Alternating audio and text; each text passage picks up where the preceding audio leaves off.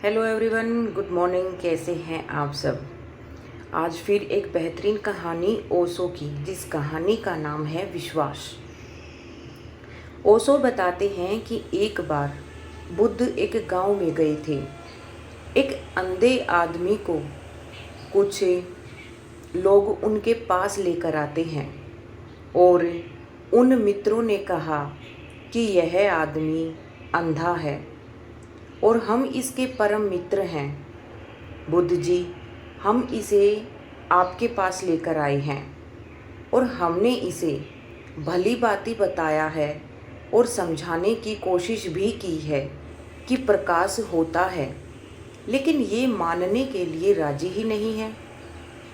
इसकी दलीलें ऐसी हैं कि हम तो हार जाते हैं और हम जानते हैं कि प्रकाश होता है।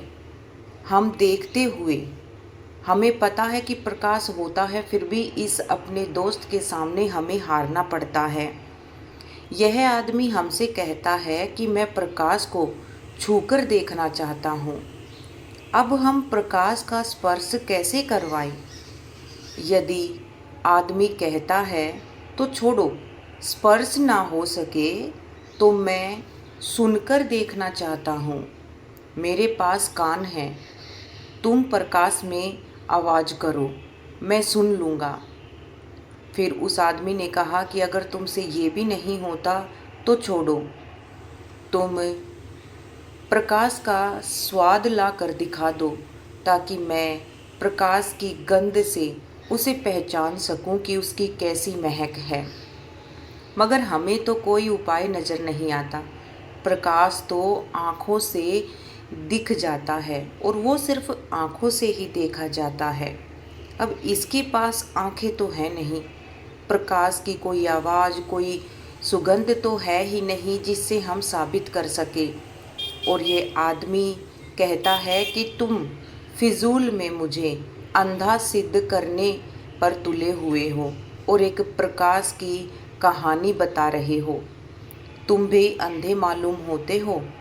प्रकाश की इजाद तुमने मुझे अंधा बताने के लिए तय कर ली है, बस कि एक प्रकाश का नाम लेते हो कि प्रकाश होता है। मैं तो देख नहीं पा रहा, मान प्रकाश होता है।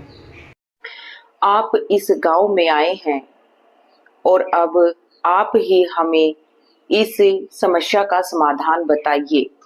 शायद आप इसको समझा सकें। मगर बुद्ध ने मुस्कुरा कर कहा कि इसे समझाने के लिए तो मैं पागलपन में नहीं पड़ूंगा। जो चीज ये समझना चाहता है वो मैं इसे नहीं समझा सकता। आदमी की आज तक मुसीबत ही उन लोगों ने की है जिन लोगों ने आदमी को ऐसी बातें समझाने की कोशिश की है। जब इसे दिखाई ही नहीं पड़ता तो मैं इसे कैसे समझा सकता हूँ कि प्रकाश होता है। मनुष्य के ऊपर उपदेशक बड़ी महामारी सिद्ध हुआ है। वो ऐसी बातों को समझता है जो उसको दिखाई नहीं पड़ती। तब बुद्ध ने कहा कि मैं यह गलती नहीं करना चाहता और मैं यह समझाने वाला भी नहीं हूं कि प्रकाश होता है।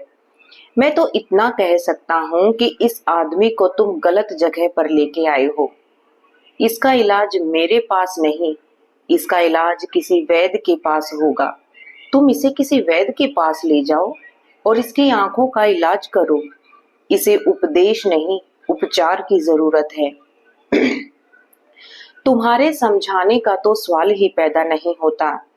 अगर तुम्हारी समझाई गई बात पर विश्वास करने का सवाल नहीं है तो इसकी आंखें ठीक होनी चाहिए। जब इसकी आंखें ठीक हो जाएंगी तो तुम्हें समझाने की जरूरत ही नहीं पड़ेगी। ये खुद पर खुद देख सकेगा, ये जान सकेगा, महसूस कर सकेगा कि प्रकाश होता है। बुद्ध ने कहा कि मैं तो धर्म का उपदेश नहीं मानता, मैं तो उपचार को मानता हूँ। अगर एक इंसान बीमार है तो उसे दवाई की जरूरत है, ज्ञान की नहीं। वे उस अंधे को बुद्ध की बातों को मानकर वे उस अंधे को एक वैद्य के पास ले गए। कुछ महीनों तक उसका वहां इलाज चला और वो ठीक हो गया। तब तक बुद्ध तो दूसरे गांव चले गए थे, मगर वो अंधा आदमी ठीक हो चुका था। वह बुद्ध के चरण छूने गया और उन्हें प्रणाम किया और उसने कहा कि मैं गलत था। प्रकाश तो होता है, लेकिन मेरे पास आंखें नहीं थी, इसीलिए मैं कभी प्रकाश को देख ही नहीं पाया।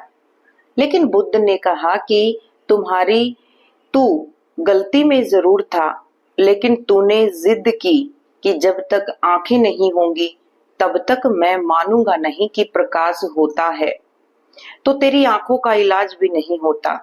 लोगों के मन में तरह तरह के सवाल ना उठते। उनको ये ना लगता कि हमें तो इसे पता करवा कर रहेंगे कि प्रकाश होता है। अगर तुम मान लेते अपने मित्रों की बातें कि उन्होंने कहा प्रकाश होता है और तुम कहते कि हाँ, तुम उन पर कोई सवाल ना उठाते। जिन लोगों को प्रकाश दिख रहा है उन्हें भी लालसा न होती कि तुमको वो प्रकाश दिखाने की लालसा करे। वे विवेक तक नहीं पहुंच पाते। जो लोग चुपचाप स्वीकार कर लेते हैं वे स्वयं में अनुभव तक नहीं पहुंच पाते। जो अंधे हैं वो पकड़ लेते हैं। जो दूसरे कहते हैं बस कि प्रकाश है, तो उस प्रकाश को पकड़ कर बैठ जाते हैं। अपने दिमाग का इस्तेमाल कोई नहीं करता। उनकी यात्रा वहीं बंद हो जाती है। यात्रा तो तब तक होती है जब तक बेचैनी बनी रहे। जब तक आप उस बेचैनी को नहीं छोड़ोगे तब तक वो लालसा आपके अंदर जो एक जानने की है, जो गलत है उसे पहचानने की है।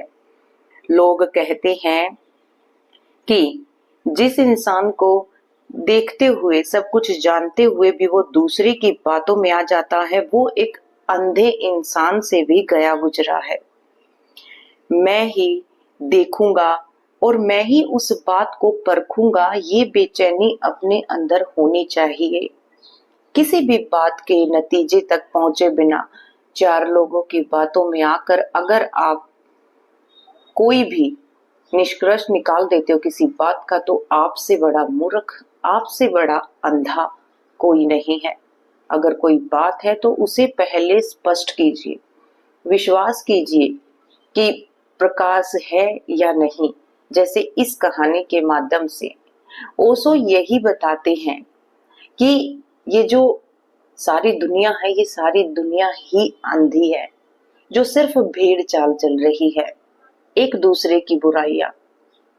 चार लोग एक इंसान को बुरा बोल देते हैं तो वो बुरा ही बन बैठता है, उसका कोई चारा नहीं।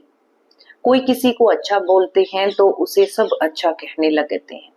सब आंखों के अंधे हैं। कोई शांत मन से बैठकर ये तक नहीं सोचता कि ये बात क्यों चली, इस बात में कितनी सच्चाई है। सच्चाई तक जानने की उत्सुकता किसी को है ही नहीं। ये थी हमारी ओशो की छोटी सी कहानी। कैसी लगी प्लीज कमेंट बॉक्स में जरूर बताइएगा। ऐसी ही अनोखी कहानी के साथ फिर हम आएंगे आपके सामने। तब तक हमारे चैनल को सब्सक्राइब जरूर कीजिएगा। थैंक यू, धन्यवाद, बाय बाय। आप खुश रहें।